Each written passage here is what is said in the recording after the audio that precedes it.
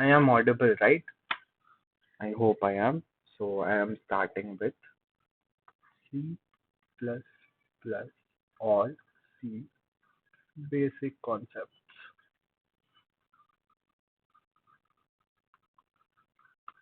So the things which are necessary in order to just start with C++ programming or C programming in general and understand data structures are one simple thing is arrays.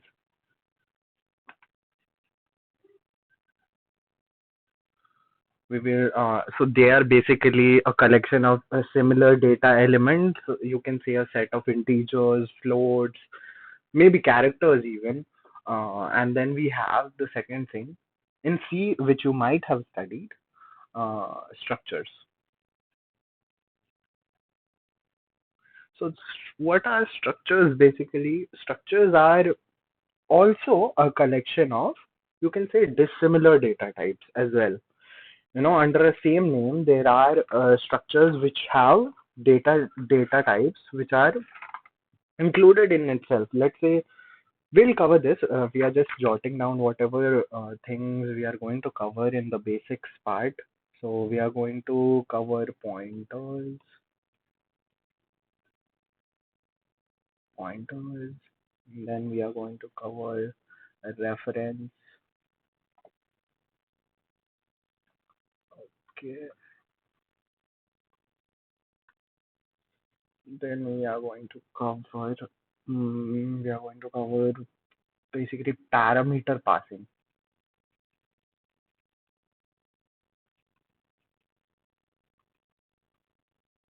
And then we are going to cover what are classes in C++. This topic is not specific to C++ because C++ is an object-oriented programming.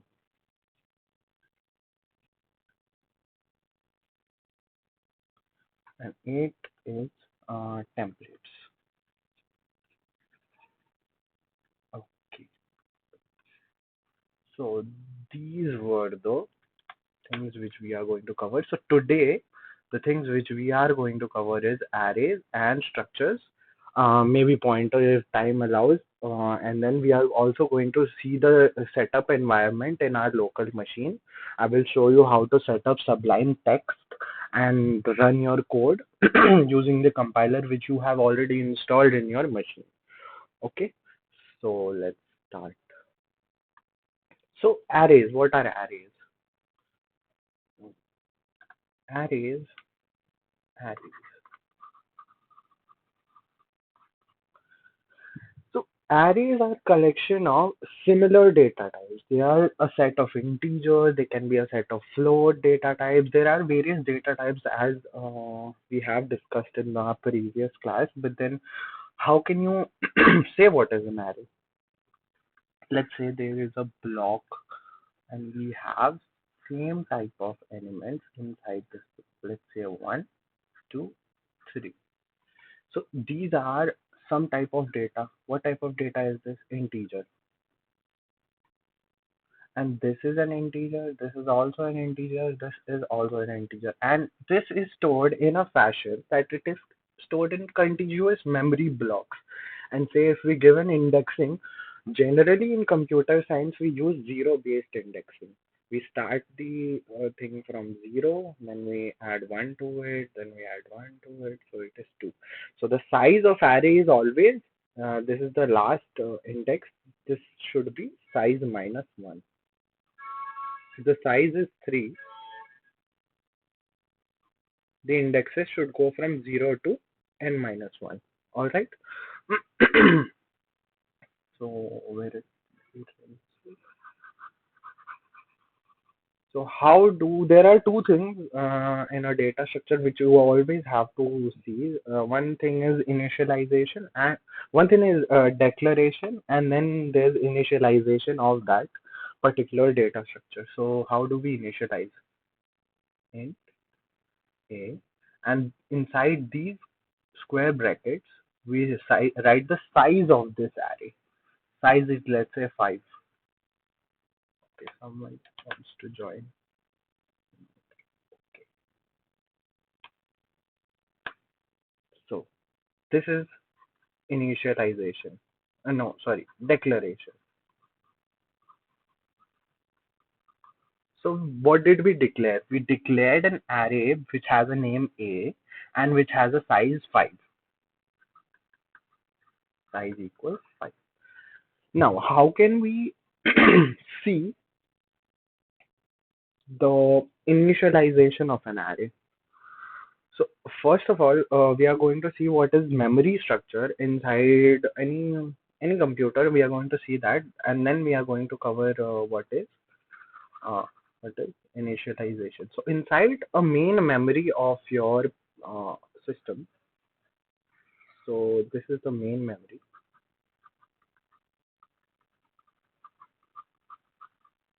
So we have a couple of things. We have heap, we have stack frame, and then we have main block inside the stack frame, and then we can see the code here.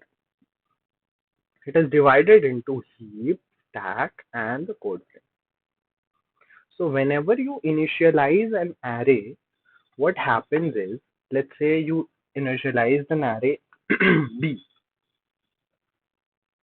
So how do you initialize an array will also be covered here. So let's say we have elements 1, 2, 3, 4, 5. And how does this get initialized inside the memory we are going to look over here? So inside the memory, what happens is this block of data actually comes inside the stack frame of the memory. So there gets a build up of, we initialized with the size of 5. So we are supposed to take 5 consecutive data points inside the stack frame. There are 5, right? So, and then we insert the data inside it. So let's say the datas are 1, 2, 3, 4, and 5. So and the name, this is the B. Okay. And as I told, the indexing inside an array starts with a zero-based indexing. So this index always gets reported. This might have some hexadecimal value inside this memory, but then let's say just in order to update the index for this array, we are going to start from zeroth index, and then we have one index, two, three, four, 0, 1, 2, 3, 4. So we have covered this is declaration part and this is the initialization part. We have covered two things, the declaration part and the initialization part. Now we are going to cover how we are going to access elements inside an array. So in order to access elements inside an array, let me just write the code. Let me although I haven't said you how to set up this environment, but still I'm going to show you this code because it's easier on the IDE. I hope this thing is visible. Don't worry about this library function. It is also the library which includes all the certain member functions which are used inside a main function, like cout, all those input output methods. We can use this also. Inside this library, we have already included IOStream.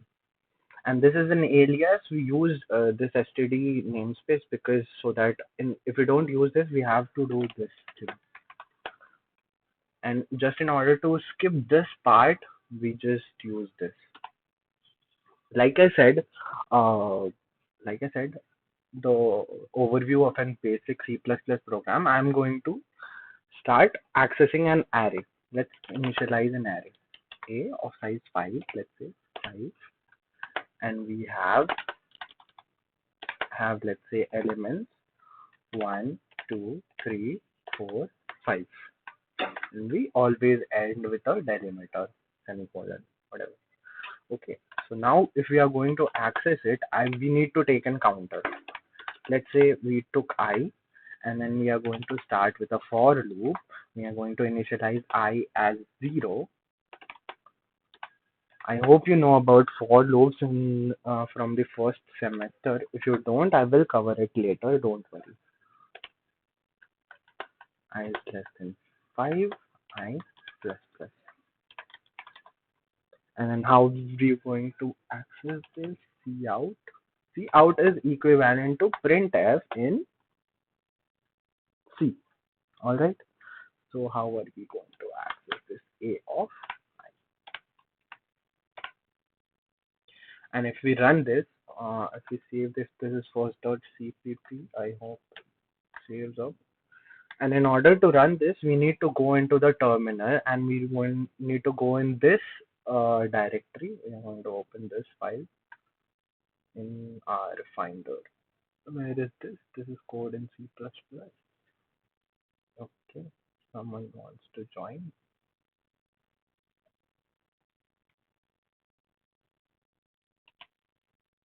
Okay, so here is our code.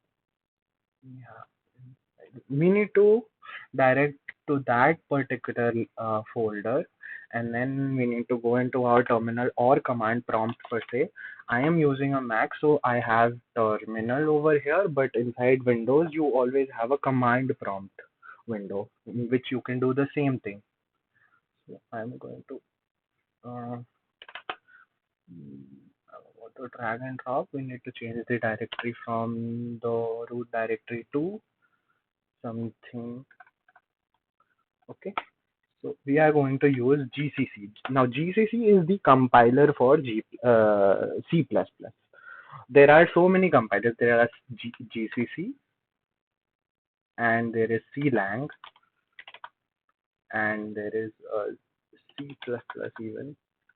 All of these are aliases, and since Mac has a CLang compiler, so it does this CLang, you know, because we don't have any arguments here, we are throwing out an error that no input files. So this actually says that when we see GCC and the file name was first.cpp, first dot cpp.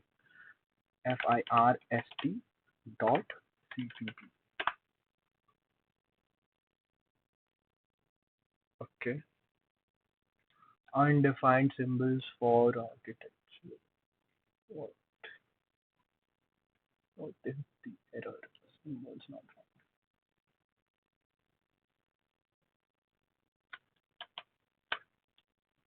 What happened? My code is okay, but it's not running. Let me try.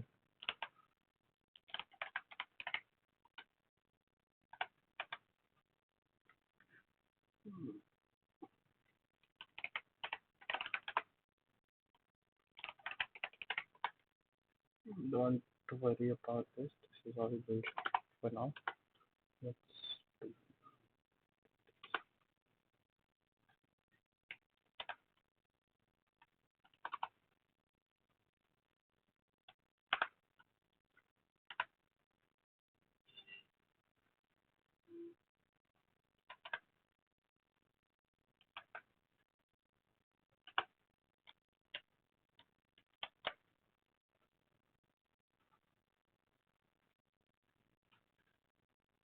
okay. As you can see here, the output has come. And about this setup environment, I will discuss this in the later part. I will share a video to you all about this. So it has traversed. All right. So what does this code do here?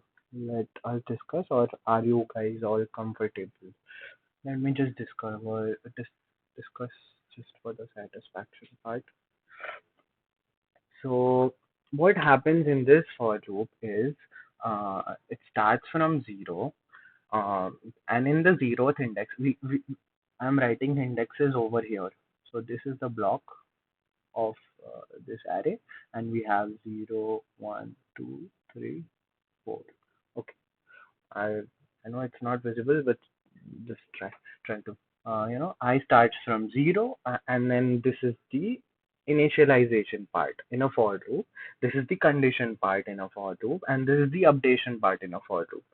So after initialization, the whenever a for loop starts, it initializes with a counter, and then it checks the value of the counter within the condition part. If the condition is true, it moves forward. If it is false, it breaks out of the loop and goes into the next line of command. All right. So since 0 is less than 5, it's true. It goes inside. Is it prints out a of 0.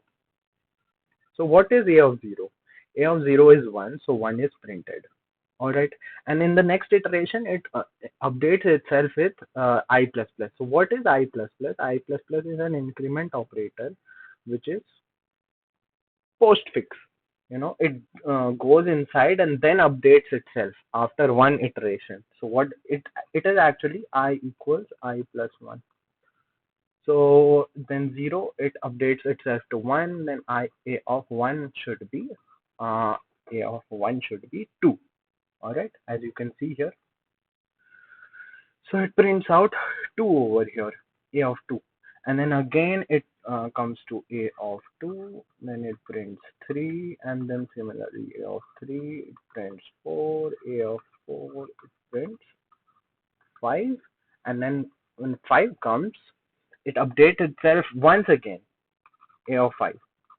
Is 5 less than 5? No, it's not less than 5, so it's false. So it returns the compiler, the chain of commands to here, and then it returns 0, and then the program is ended. As simple as that. So we have covered basic array initialization, array array declaration, array initialization, and then we also covered how to access an array, and we also discussed what how it gets stored in the main memory of the program. So now we are going to study about structures. This is all, these are all basics which you all need to know in order to learn any course on data structures and algorithms. So this is why we are covering this, just to let you know. Structures. What are structures? Structures are collection of data members. Specifically, they can be similar or dissimilar, that does not matter, but they have to be related under one name. All right, and they are also known to be user-defined data types. So in structures, we are going to see four things. First, we are going to see define structures. Sorry, not data structures. Structures in C actually define, and then we are going to see what is the size of the structure. Then we are going to see how to declare a structure. Then we are going to see how to access data members of the. Okay, so let's start. So just in order for an example to define structure, let us consider a rectangle. You all know what a rectangle is. It has like two properties. It has some length.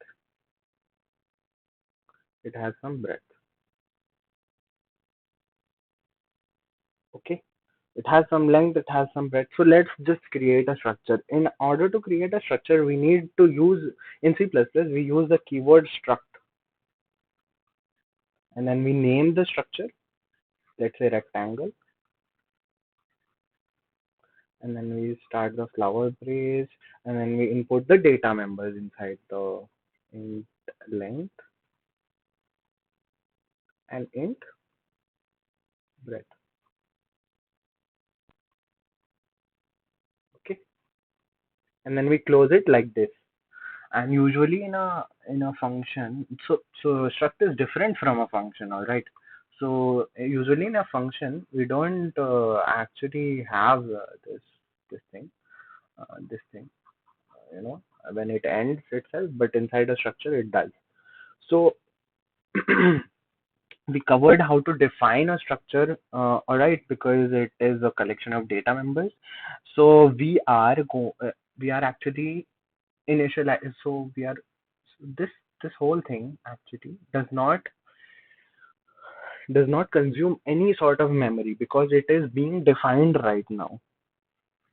Okay, this does not consume any memory. Does not consume any memory. But inside a C, inside a main function of the program, when we are going to declare the struct variables, then that object instance, so-called in C++, you might have noticed that will occupy some amount of space, as ma'am might have discussed in classes also. So there's int main. Inside the int main, we are going to see this. Okay, let me clear this and start fresh. Okay, so this is struct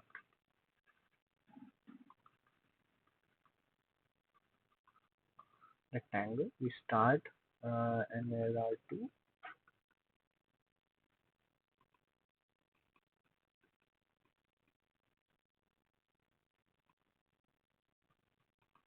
So inside the main function, we are going to initialize. So in order to initialize, we use the keyword struct, the name of the structure, and some variable. So this variable R is one type of rectangle which is being created. So this occupies some amount of memory. So how much amount of memory will it occupy? So this, let's say it is of 2 bytes. This is an integer of 2 bytes, and let's say this integer is also of 2 bytes, so it totally takes 4 bytes. Okay, so what can we conclude from here? The size of structure always depends on the total amount of members, data members that consumes.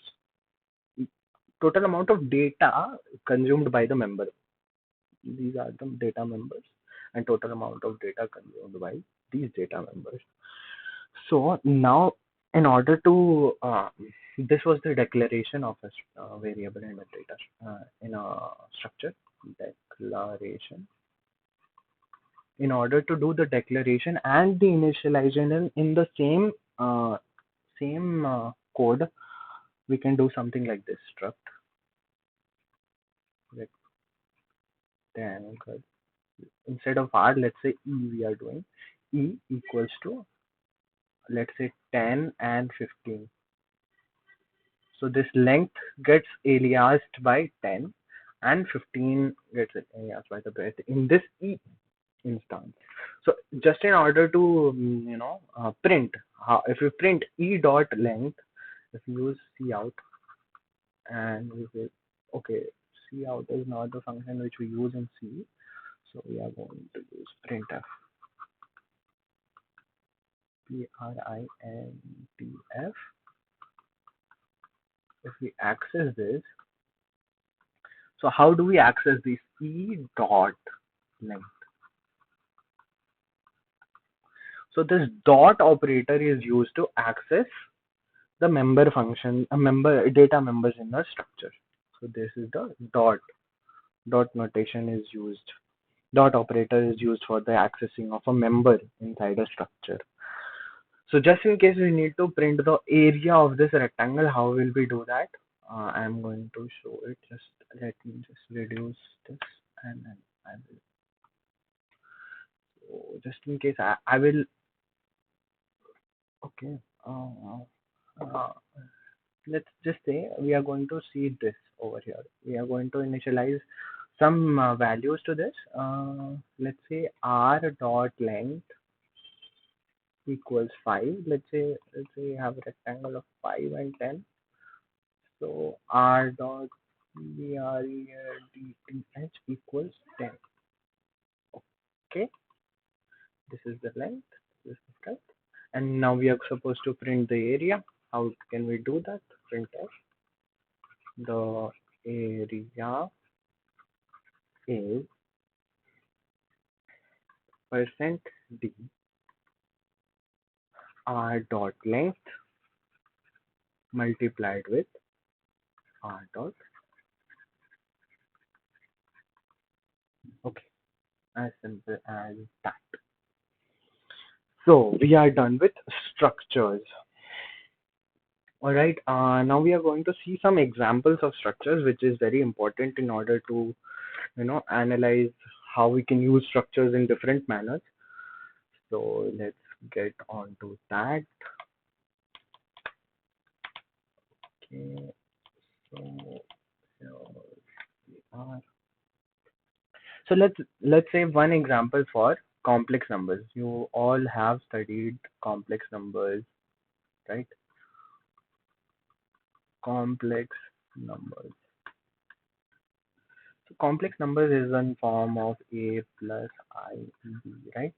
So there are two things. One is real part of the number. There is imaginary part of the number. So what we want to, design a program where we can do a structured thing for this complex number. How can we do a data type, so-called user-defined data type, so we can define complex numbers in that. So we are going to do something like struct complex name of the structure. We are going to start it. We are going to do int real part and int imaginary part. Let's say img for imaginary. Okay. Although these both are real number in nature, so we are using integer data type. Although this is a complex number which we cannot define, but then we can use some other type of thing to denote this iota thing. Okay, so this was one example. The second example can be a student. Let's say a student. A student has various parameters, right? So how can we define that inside a structure? Struct, let's say struct student, and then we have the roll number of the student. Roll should be integer type. Let's say we have the name of the student, which will be a string, array of characters. Char character name. Let's say the size is 25 bytes. So we can do it like this, and then we can have, so let's say he's from EC department. So how will we store that character? Department, department, department. Short form should come inside 10 letters, I guess. And the address, let's say address should come something inside 50. Okay, there can be many more data types, but we'll just ignore them for now. And just for the overview, we did this structured thing. So how can we initialize an student and then put in values for a student using dot notation, right? Someone is trying to join.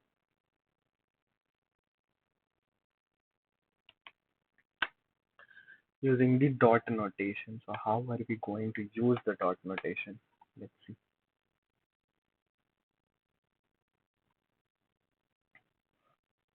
So let's look at the dot notation. So in this, all of this, this declaring of the structure part happens outside the main function of the program. And inside the main function of the program, we initialize some kind of objects for the structure or the variables for the structure. So inside the main function, let's say in main, oh, sorry, so there are something, and then these do something like this struct st. Oh, sorry about that. Struct student. Let's say there is student one student Ram. Okay, so we do this, and in order to update the values for this specific student Ram, we can do something like this. Ram, we can use the dot notation, and then we can insert the roll number of Ram. Let's say roll number of Ram is 21. So we are updating the values inside the this instance of the structure. Okay, so let's say Ram dot department. So we can write something like this. E, E. So this is how we use how how we can enter a string inside a C++. All right. So there are other things as well. Name. We forgot name. Ram dot name. How can you? Let's say just Ram. And then we have the address. Ram dot address. So address should be long. So I'm writing here. Let's say Park Street, Bangalore. Pin code you can write here or whatever. Doesn't matter. So basically, what we did here is we inputted values on the specific data type. We introduced our specific. We created a user-defined data type, and inside we said that all these type of data are should supposed to be come inside a same name, which is student, and then we can fill in data for other students. You can make another instance of this structure. Let's say struct student, let's say Milind, and then you can inside the details of Milind inside this, and then you can create one more variable, and you can create one more. So this was the user structure. Let's see one more example in order to increase the clarity. Let's say we are going to implement a playing card. Playing card. So what does a playing card look like? Playing card looks something like this. We have King of Hearts here, or we have Queen of Spade here, something like this. So there are so many face values are there. There are so many properties to a playing card. There is face value, then there is shape, there are colors. All right. So in order to implement this inside a structure, we need to define them first. So let's define them. Face value. Face. So the first is ace. Then there is no. There is two, three, four, five. Dot dot dot. Then there is joker. There is what comes first? Queen. Queen or king? King. Queen. Queen comes first. King. So in order to depict all this, we cannot, you have to use the same data type. So you also have to analyze what kind of codes you are going to use for this type of thing. So instead of A, we are going to use 1 and 2, 3, 4, 5, and in Joker we used 11, 12, 13. Okay. So for shape, shape we are going to have four shapes, right? Shapes. We have club, and then we have spade, then we have diamond, then we have heart. So we can code this something like 0, 1, 2, 3. And if the user inputs 0, we can understand that it is club, and then 1, then spade, diamond, and respectively. Okay, and the third thing is color. Color, there is black and red. So we can denote black by 0 and red by 1. So if you get this picture inside your head, we can move forward. I'm going to keep this aside because I cannot go aside. Okay, let's just do here only. So we are going to create a structure here. So let me use this one. Struct card, and then there are three things: int face,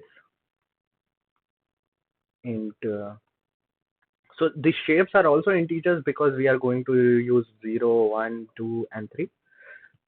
So it has an integer data type. Shape, int, color. Okay, and then we close it. And inside a main function, if we are going to call it inside the main function, int main. So how will it look like? So this struct card, we create a variable C for this structure data type, and then we are going to input values. So how do we input values? Using the dot notation. Then C dot face. Let's say face is spade. So spade is the coded one. So we did that. C dot shape. What is the shape? Oh, sorry. Nah, so face is ace. Let's say face one, then it corresponds to ace. Okay. So let's say shape is, let's say, club. Then club should be zero. And let's say color. Color. Let's say color should be black, right? Okay. Someone wants to join.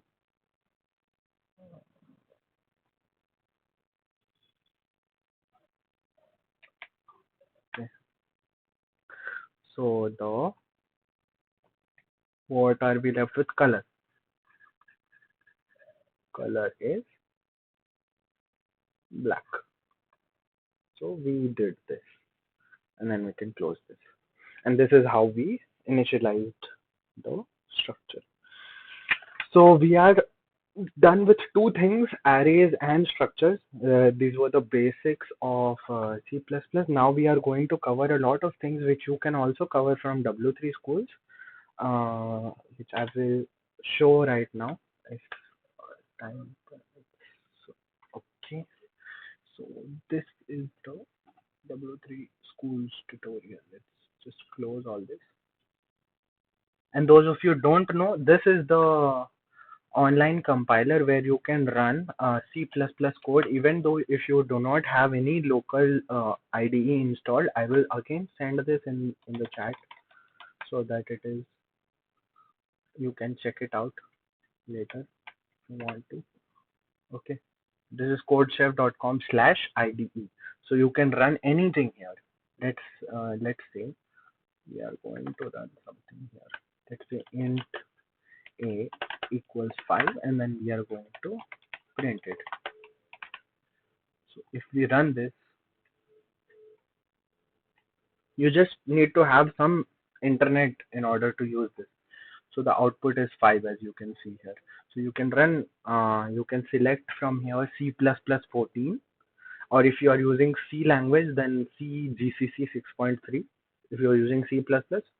So as later when you learn things, you can, you know, use this resource to, learn and then implement at the same time. So this is the C++ tutorial page. So here what you can do is you can go to this link. I will again paste it in the chat, and then try to learn what is there. If you want me to cover this, I can also cover this, but it is something which you should do on yourself. But still, I am going to cover if the time allows. Okay. So this is basically W3 Schools is a good website for covering a lot of tutorials for, computer science things, fundamentals, web design, and all of that. So here we are going to cover C++ tutorial. So here we have the basic structure of C++. It has given a an compiler for itself, because it has what you can run this example in their own code editor, write editor. So you can run this, it can output hello world and all of that thing. Very basic. And then you can exercise all of this. What should be here? It should be C out, right? As I told, instead of printf, which we use in C, we use C out in C++. Okay, then we are supposed to insert the missing part in order to output hello world. Then we are going to, let's see a basic quiz so that we can start the quiz. So, what is the correct syntax to output hello world in C++? This is the syntax for Java, which we did not cover, but still I'm just saying it for extra information. This is the right answer, but still let's just look at more answers. Print, we don't know print function. We have either print f or something like that. We never use print. Console dot write line. We don't have something like this. We usually use this in Ruby, And then we have C out, this less than as an operator, and then hello world. Use this in order to print C++. C++ is an alias of C sharp. No, it is not. How do you insert comments in C++? So I didn't tell you this, but inside a C++ program, what you can do is you can insert comments. So just ignore this code because in order to print the output of a C++ program inside a console, we need to, I showed you, right? We need to do this thing. We need to do GCC, then we need to output the file name. Okay, sorry about this. So comments are something like this. You can cover single line comment. This is a line comment, and this is a multi-line comment. In order, if you want to think something and you need to write it down inside the compiler itself, then what you can do is you can start with this and end. Of course, if I started this whole of these things it turned into this is the work of a smart compiler. If you don't have a smart IDE, sorry, not compiling, IDE. So if you have a smart compiler, there are color notations which help you to understand things really better. This is a multi-line comment. Okay, so let's go back to the quiz. Okay, time